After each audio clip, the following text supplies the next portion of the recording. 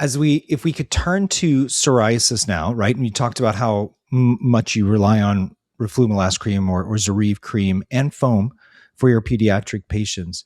What else do you use for your psoriatic patients? If we think about, over-the-counter creams or lotions or potions, is there anything that you kind of rely on for that patient population? So we talked to them about, because I had like thinking about that girl I mentioned earlier. She was like, well, I don't use my moisturizer just on my face, but my skin feels dry. So we talk about using emollients on all of the skin surface. And then usually if they're doing phototherapy as part of their treatment, because you Mm-hmm. can combine roflumilast with phototherapy or other things depending on their body surface area or if they're having a gut tape flare. We talk about photoprotection as well because we know exposure to the sun, like a sunburn during a Texas summer, can trigger Mm-hmm. psoriasis and Mm-hmm. flare. So we 100%. counsel about general skin health in addition to a ceramide-based emollient and application of something like roflumilast. I think you bring up a really good point again, Nana, which is we don't think about the barrier disruption in psoriasis enough and how you can get pretty darn far just by using a really good emollient moisturizer, ceramide containing, like you mentioned. And that's what you see with all these different trials looking at topicals for psoriasis. Many of them have a pretty high vehicle response rate because of the way that we're repairing the barrier. Certainly, that would make sense for AD. I mean, we think about chicken or the egg. Is it the immunologic dysfunction or is it the barrier dysfunction which comes first? I'm not really sure.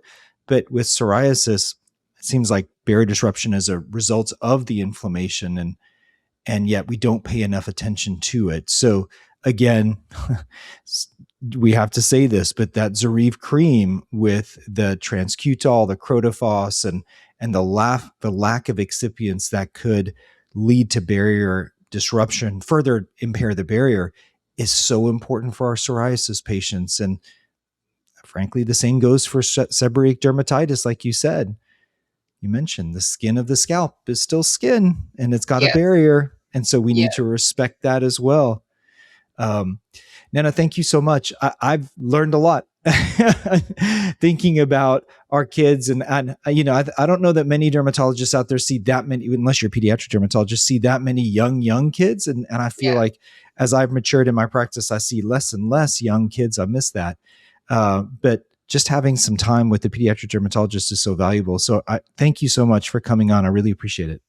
Oh, thank you for the invitation. I do want to say, like, the feedback from our patients, we all are doing this because we want our patients to have the best outcomes possible. And two things that I always remember that patients have said to me after using Zoryve. One was a mom who said, I never imagined my baby would have baby skin again. Oh.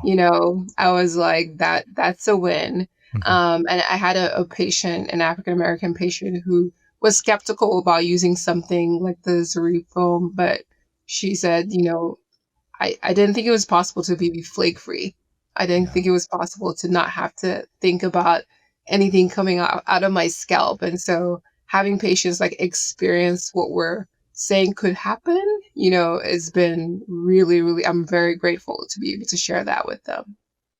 Yeah, especially with textured hair, where the hair washing practices are less frequent. And so you really need to be careful about the formulation, but also you need to make sure that it's active so that you can help. And so I think that's, you highlight something that we battle with every day with our patients with textured hair. And yeah, I completely agree. This foam formulation, as I mentioned in the trials, we had that experience, and ever since, it really does do great things. And patients with sebderm, they tend to use, I think it's like 6 different products Yeah. on average. And so to be able to whittle that down to one that works very nicely once a day, it's just a huge win, right?